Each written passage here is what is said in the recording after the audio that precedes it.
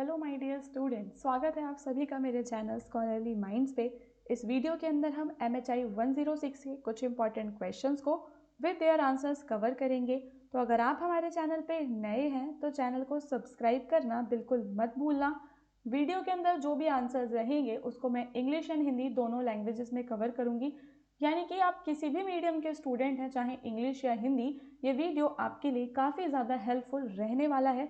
यहाँ पे केवल हम वही क्वेश्चंस को डिस्कस करेंगे जो कि एग्जामिनेशन पॉइंट ऑफ व्यू से काफ़ी ज़्यादा इम्पॉर्टेंट हैं। अगर आपने पूरे साल बुक नहीं खोली है तो आप डिस्क्रिप्शन में दी हुई प्लेलिस्ट के लिंक पे जाके MHI 106 के जो भी वीडियोस मेरे चैनल पे अवेलेबल हैं उन सभी वीडियोस में से अपने खुद के नोट्स बना सकते हैं और ईजिली एग्ज़ाम में पास हो सकते हैं।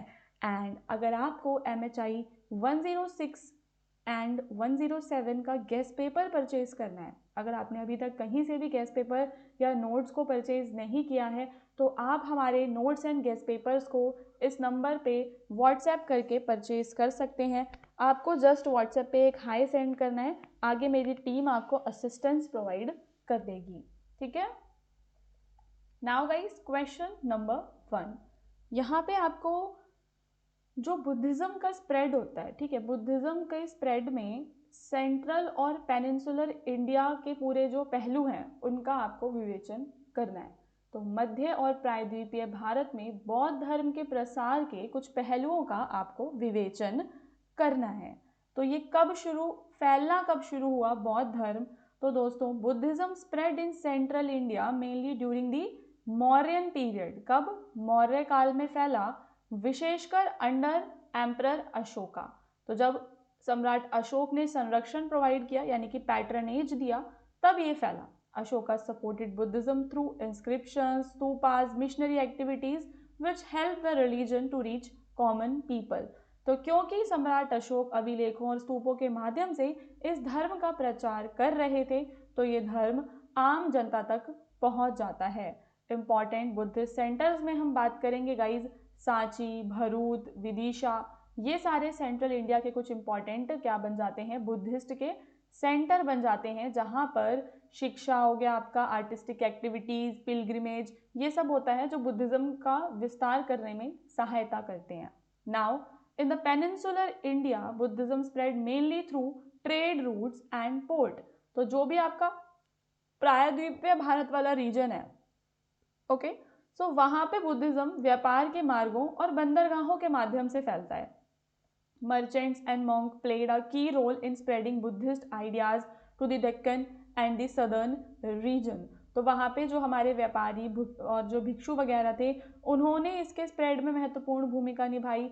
And rulers of the Satavahana dynasty patronise Buddhism in the Deccan. और उसके अलावा जो आपके सातवाहन थे, जो हमने प्रीवियस 105 और 4 में पढ़ा था कि जो आपका दक्कन वाला रीजन था गाइज, वहाँ पे सातवाहन डायनेस्टी थी, उन्होंने भी जो है बौद्ध धर्म को संरक्षण दिया था।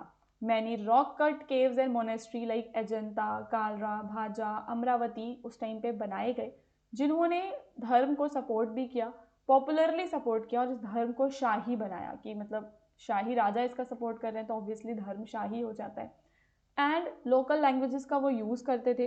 बुद्धिज़्म की जो भी टीचिंग्स हमें देखने के लिए मिलती हैं देवर वेरी सिंपल एंड वो कॉमन पीपल के लिए एसेसिबल बनाया गया, helping it spread in both region. तो यहाँ पे क्या रहता है कि दोनों क्षेत्रों में इसके प्रसार में उसने सहायता की थी। सो thus the spread of Buddhism in central and peninsular India was supported by the royal patronage, trade, monastic institutions and popular appeal। तो ओवरऑल ये सारे तरीके थे जिसकी वजह से ये धर्म फैलता है। ओके, देन अब हम गाइस सेकंड क्वेश्चन पे मूव करते हैं। क्वेश्चन नंबर 2, यहाँ पे आपको स्टडी करना है कि जो आपका अर्ली हिस्टोरिक पीरियड था संगम एज के टाइम पे, वहाँ पे आपके जो सोर्सेज हैं कौन कौन से थे, उनकी प्रकृति कैसी थी।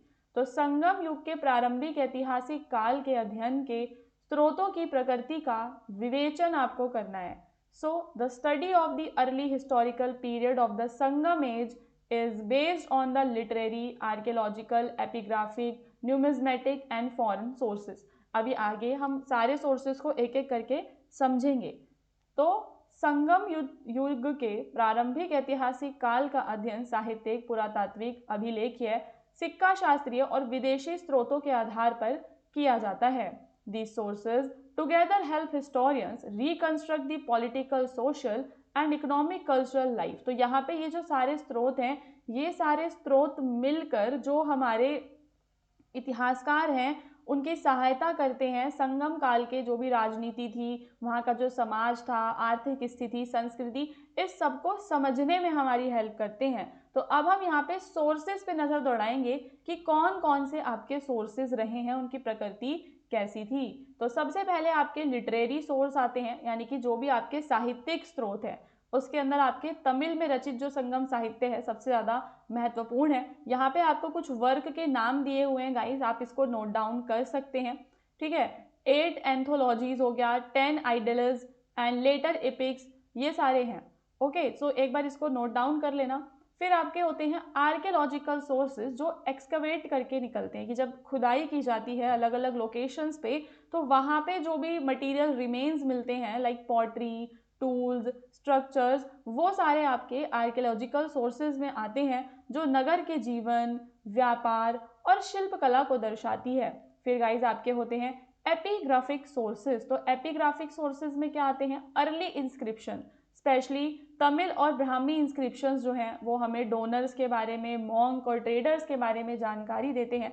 So these inscriptions help in understanding language. तो ये सारे जो आपके इंस्क्रिप्शंस हैं, ये क्या करते हैं, आपको उस समय की जो भाषा है, धर्म है और समाज की जो संरचना है उसको समझने में हेल्प करते हैं। तो सबसे पहले आपने कौन से सोर्सेज के बारे में बताया? पहले आपको लिटरेरी सोर्सेज के बारे में बताना है, देन आप आर्कियोलॉजिकल सोर्सेज के बारे में, एपिग्राफिक के बारे में बताते हुए देन आप पहुंच जाओगे न्यूमिज्मेटिक सोर्सेज, यानी कि सिक्का शास्त्रीय स्रोत। तो कॉइन्स जो हैं आपके लोकल रूलर्स इशू किया करते थे, रोमन के साथ इनका व्यापार रहता था। तो हम देखते हैं that economic conditions and trade relations were very good. Roman coins आपको साउथ इंडिया में मिलते हैं, जिससे ये साबित हो जाता है कि उनका जो ट्रेड है वो ओवरसीज था। तो दक्षिण भारत में पाए गए रोमन सिक्के संगम काल में समुद्री व्यापार का प्रमाण हमें देते हैं।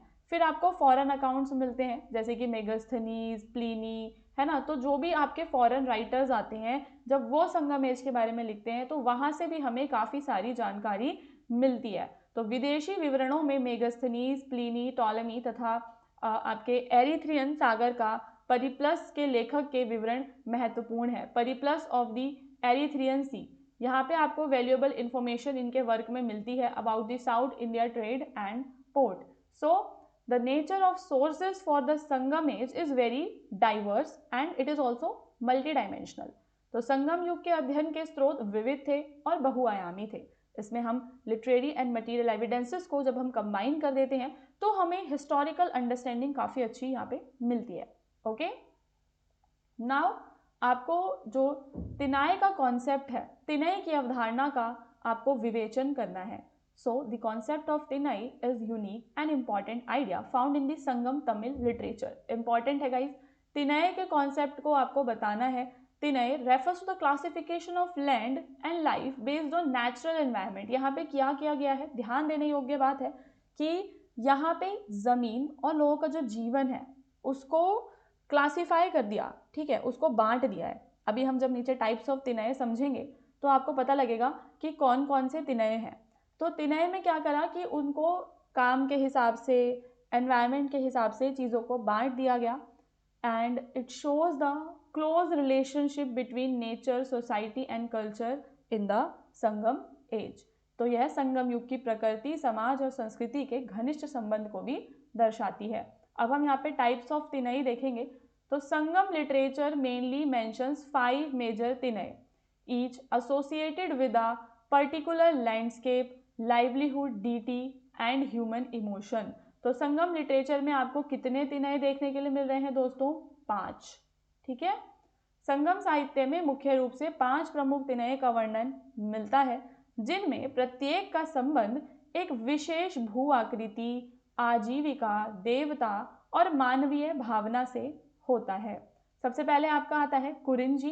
कुरिंजी में आपके सारे जो पहाड़ी इलाके होते थे, माउंटेनियस रीजन्स आ जाते थे।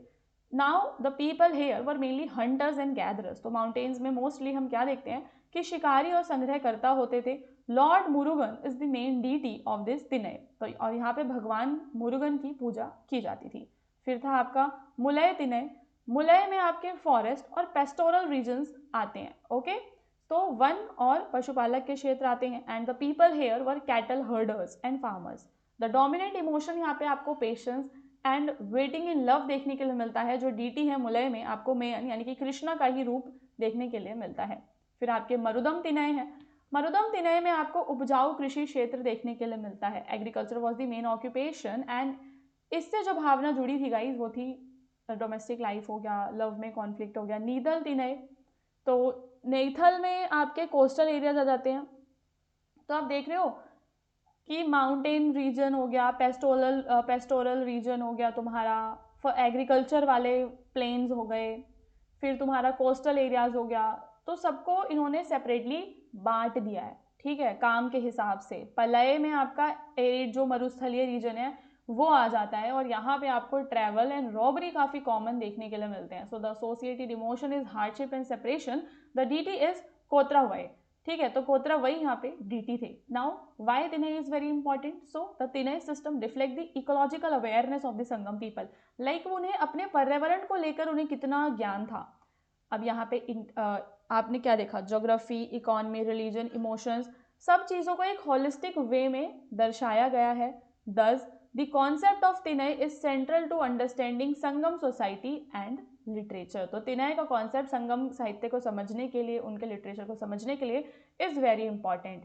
नाउ इन दिस क्वेश्चन आपको जाति के विशिष्ट संदर्भ में विवाह की विभिन्न किस्मों की व्याख्या करनी है। So in the Indian society marriage is closely connected with the caste system. हम क्या देखते हैं कि भारत में विवाह का गहरा संबंध जाति से है। The caste system regulate marriage rules to maintain social order and hierarchy. तो ये जो हमारा पूरा कास्ट सिस्टम है वो क्या करता है, विवाह के नियमों को निर्धारित करता है। On the basis of caste marriage are mainly classified into endogamy, exogamy and उनके ही फर्दर सब टाइप्स होते हैं। एंडोगैमी यानी कि अंतर जातीय और बहिर्जातीय आपका हो जाता है एक्सोगैमी। तो एंडोगैमस मैरिज क्या है? एंडोगैमस मैरिज रेफर्स टू जब आप अपनी खुद की कास्ट या अपनी खुद की सब कास्ट में शादी करते हो तो दैट इज अंतरजातीय विवाह। और यह पारंपरिक भारतीय समाज में सबसे ज़्यादा सामान्य है और समाज में सबसे ज़्यादा स्वीकार्य भी यही होता है। और माना जाता है कि इससे कास्ट की प्योरिटी बनी रहती है और ट्रेडिशंस बने रहते हैं। ऐसा उन लोगों का मानना है कि ये मदद करता है। एक्सोगैमस में रहता है कि जो मैरिज है अपने सोशल ग्रुप से, अपने गोत्र से बाहर करना, अपने लीनेज विलेज से बाहर शादी करना, but usually within the same caste. तो it prevent close blood relation from marrying. तो क्लोज ब्लड रिलेशन में नहीं किया जाता। फिर हाइपरगैमी होता है, अनुलोम मैरिजेस। तो अनुलोम वह विवाह है जिसमें स्त्री अपने से उच्च जाति या सामाजिक स्तर के पुरुष से विवाह करती है। Okay, so this type of marriage was socially accepted in many traditional context. इस टाइप की मैरिज भी एक्सेप्टेड थी। हाइपोगैमी था, तो hypogamy refers to marriage where a woman marries a man of lower caste or status and this form of marriage was generally socially disapproved. इसको disapprove करते थे and इसको strongly oppose भी किया जाता था। Then intercaste marriage होता है, तो it take place between individuals of different caste. In modern India, such marriages are legally permitted and encouraged to reduce caste discrimination. तो आज के समय में हम देखते हैं कि इस टाइप की मैरिज को ज़्यादा मतलब बढ़ावा दिया जाता है ताकि जातिवाद को ख़त्म किया जा सके। सो दस कास्ट का जो रोल है it is very significant in shaping different type of marriage in Indian society, though its influence is gradually declining. तो धीरे धीरे इसका इन्फ्लुएंस तो खत्म होता जा रहा है। अब नाउ आपको बताने हैं for and against argument. India के अंदर फ्यूडलिज्म है, ठीक है, तो भारतीय समाज में सामंतवाद की मौजूदगी के पक्ष और विपक्ष पर आपको तर्कों को प्रस्तुत करना है। पहले आप बताएंगे कि कौन कौन से ऐसे तर्क हैं जो दर्शाते हैं कि हाँ भारत में भी सामंतवाद था। सबसे पहला आपको भूमि अनुदान और कर की प्रणाली देखने के लिए मिलती है। So during the medieval India kings and rulers granted land to the nobles, priest and soldiers in exchange for military administrative service. तो हम क्या देखते हैं कि जो आपके राजा हुआ करते थे, शासक हुआ करते थे, वो जमीन दान में दिया करते थे, ठीक है, प्रीस्ट को, सोल्जर को क्या देते थे, भूमि दिया करते थे।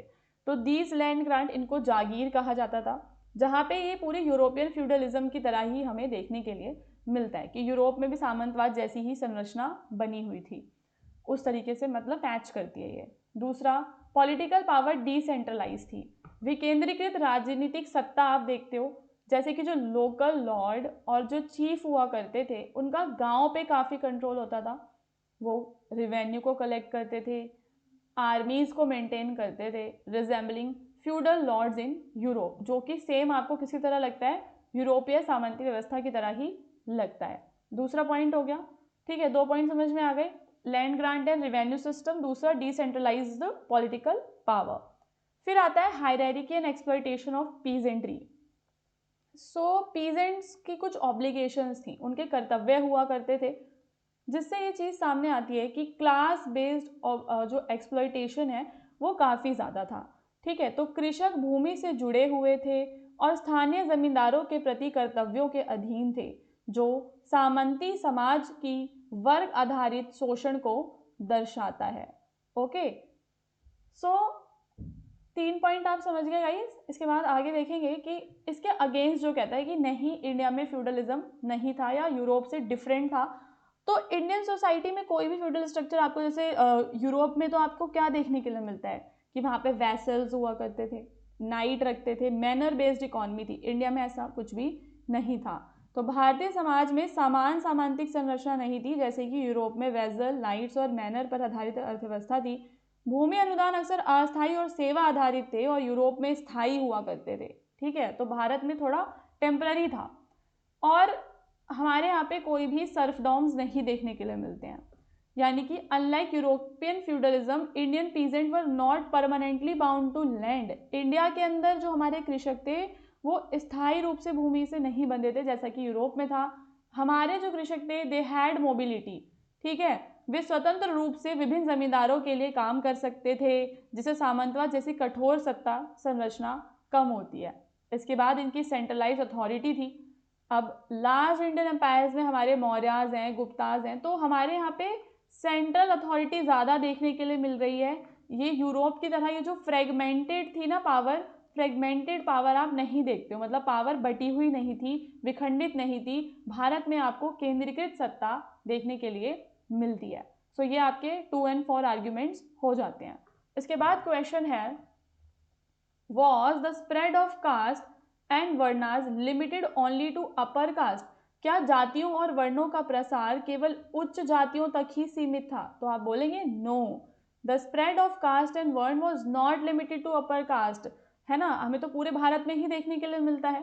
While the Brahman, Kshatriya and Vaishya form the upper varna with ritual and social privileges, तो अपर वर्ण में आपके ब्राह्मण थे, क्षत्रिय थे, जो कि उच्च वर्ण बनाते थे, और शूद्रास जो थे देवर द लोअर ग्रुप, जहाँ पे वो वर्ण सिस्टम का पार्ट थे।